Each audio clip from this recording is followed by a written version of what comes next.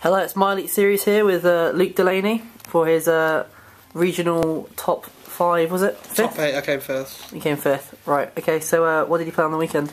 I played Nekroz. The reason why is I think it's the best deck.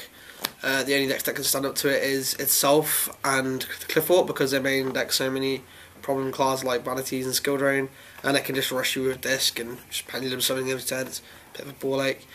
I have played Cliffort a lot since the deck came out, but I thought it's time to get out of the old and in with the new.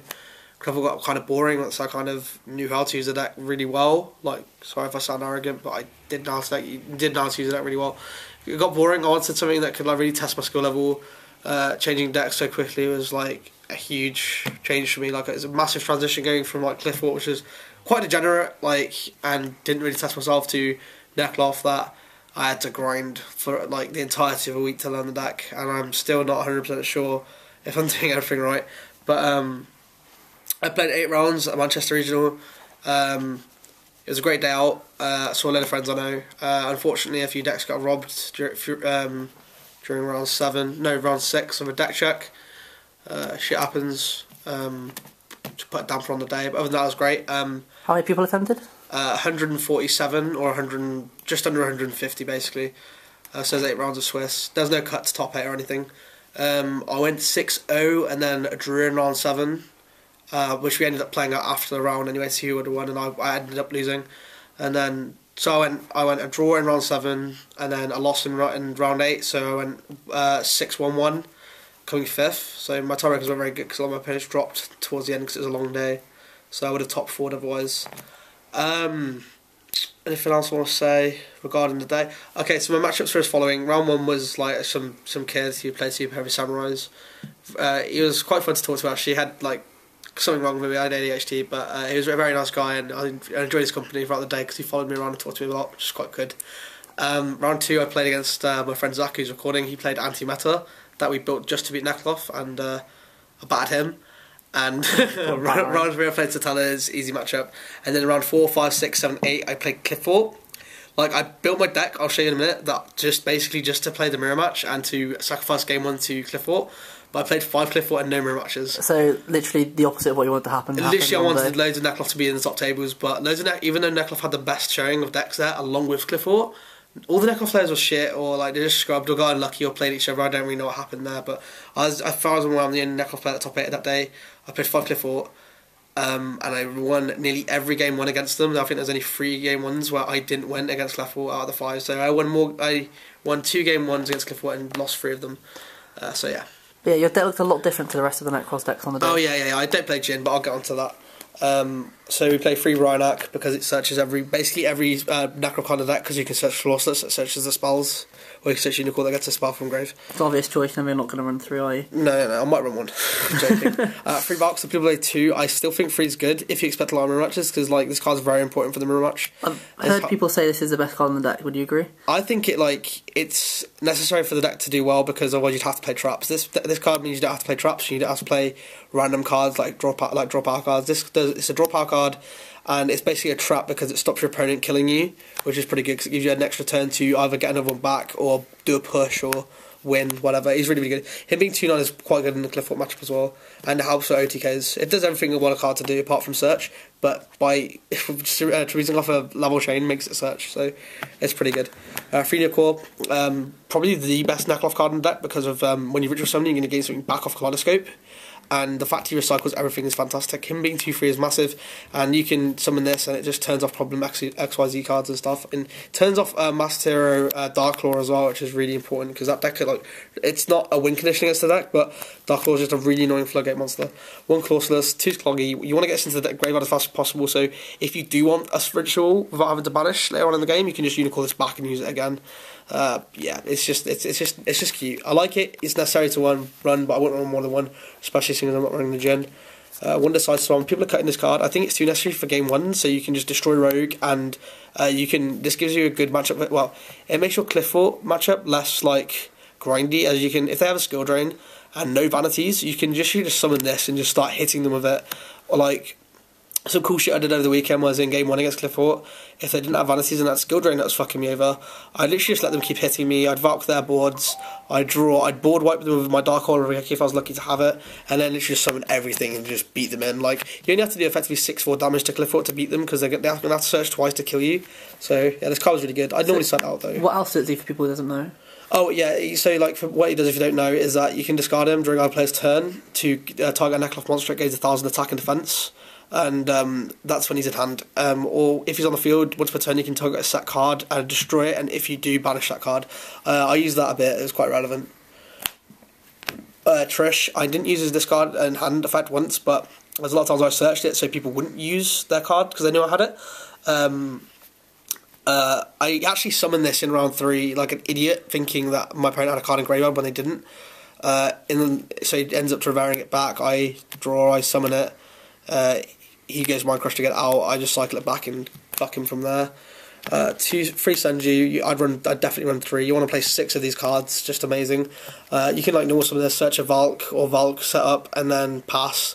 They can attack it. You just Valk it and then make an Exciton next turn or whatever you need to make rank 4 wise. I've main decked 3 Maxi because I expected a horrendous amount of mirror matches. This card was signed out every single time today. Every single matchup I had, I sided this out because there was nothing good against. So like this card was completely useless all day, but I'd still play 3 because of Nekroz. And I played 2 Shrit. I wouldn't play 3. I don't play Rota, but I did. I cut that because of space. 2 Side Blocker. I don't main deck MSTs or any ways to stop myself losing just Floodgates. So if Skildring gets hit up, then I just have to just play really aggressively.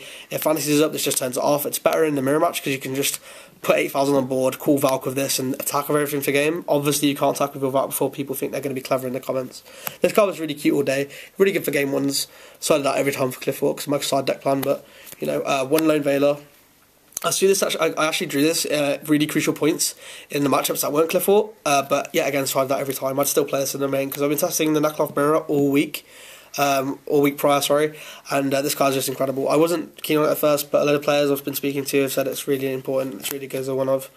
Dance Princess, this is literally just like preference between Grand Sorcerer and this. I think this is better in the Clifford matchup, but Grand Sorcerer is better in everything else because Grand Sorcerer you can combo with, and this is literally just as a I'm going to flip this, you're going to have to vanities me now. If you don't, then I'm going to push your shit in. Sort of like a searchable Denka Senka. Yeah, effectively. Like, it makes your opponent, like, think. And, like, the amount of times I actually just summoned this outright and I'm attacking with it was really good.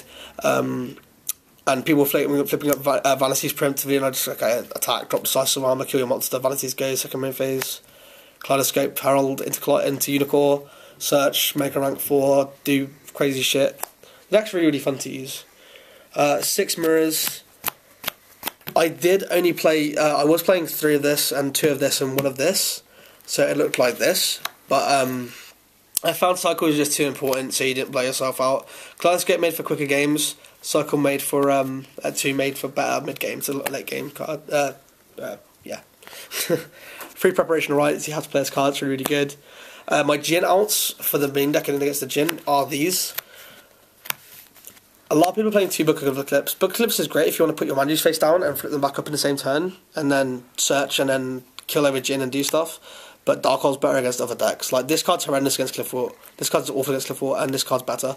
These cards in the main deck are the reason why I took a few game 1s off of Clifford and game 2s and 3s. Book of Moon is just fantastic. I'm not going to explain that. I don't play the Jin because I feel that if you're not playing the Jin in this deck, then you're actually limiting your opponent's cards because they can't play cards like these. Because in the mirror match, you're not going to leave cards on your side of the board, so these cards are irrelevant. Apart from this one, obviously, because they can kill you. But like them not being able to use these 3 cards, or in their case, 2 of Eclipse and a Rangeki against me, really limits what they can do and makes game 1 a lot easier for me. Plus, them not seeing my Jin in game 1 means they're probably going to start a 5th Jin out for me for game 2 and 3. Onto my side deck, I'll do my extract first. 2 Herald, standard. 2 Shooting Quasar. I'm not going to bore you with the details as to why I don't run Barbroid. It's as simple as I don't have one. I couldn't bother to go get one just for a gimmicky mind game thing. Saying that, I'm going to show you something that is a good mind game. Shooting Star because I want people to think I'm playing Exhibitor combo, which I'm not. Go Guardian so I can just summon Bryanak from the hand with Kaleidoscope. Level Chain for loads of combos and shit. And if they see this, they're going to automatically think it's playing Jin. And they might even Veiler this, like Nekroz Mirror Match could even potentially just Veiler this if they don't want to get Jin locked, even though I don't play Jin. Excited Night won me a ridiculous amount of games. Emerald draws blue cards, I think I summoned it twice. Cowboy, I gained to summon 3 times with this. This card was very, very good. In the Mirror Match, I did this against Castell, I just blew him out. Castell, I think I summoned this twice for making a board against Cliffort and then putting the sacrifice away. Direwolf, I didn't summon it once.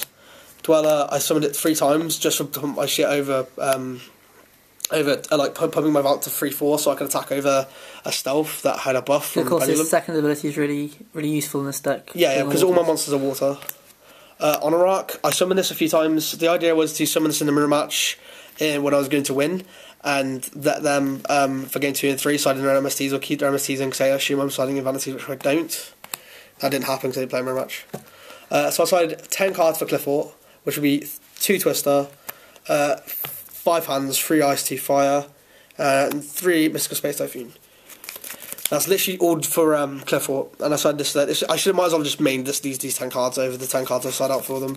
I sided 3 cards for the Mirror Match that I didn't play, 2 Gauls, 1 Share the Pain. Why the Share the Pain? Because it's your Jin out, and like you can search off your Dance Princess, add some normal summon Dance Princess, Share the Pain, get rid of their Jin, tribute my Dance Princess, and basically do whatever I want with my banished. And the Gauls, would you roll the Valk's not enough for? No. As much as Valk's very important for the Mirror Match, and I do play 3, and I keep 3 in again the Mirror Match, there'll be a lot of times where the game's just like draw go, push, force a Valk, second main phase, tribute with my Valk, draw cards. But because they're drawing cards every turn, they're going to eventually draw into a sided card like Mind Crush or DD Designator, or in worst case scenario, which I lost to a lot in testing, is Kaiku. They can literally just wait and basically make sure they don't die. Normal summon Kaiku, summon everything else in their hand, and just basically blow themselves out if they can't kill you. But they can kill you for a Valk to Kaiku because you can't banish. Gauls prevents that problem. And if they trish you after that, then they're probably in a winning position from already having a load of cards anyway, and they limit their chance to win next turn if they have to trish you, because trishing you when you've got a Gauls on the board isn't a problem. And I side 2 Denkoseka, Zach's favourite card, because I summoned this into 5 background, he had a warning, and my next turn was summon another one. And then game 3 was summon one of these for a game, just because you can't do anything. This card's amazing. I didn't side this in against anything other than Satella as an anti-meta that day. This has been the deck profile. I use these tokens, not that it matters. Let me know what you think, guys. Peace out.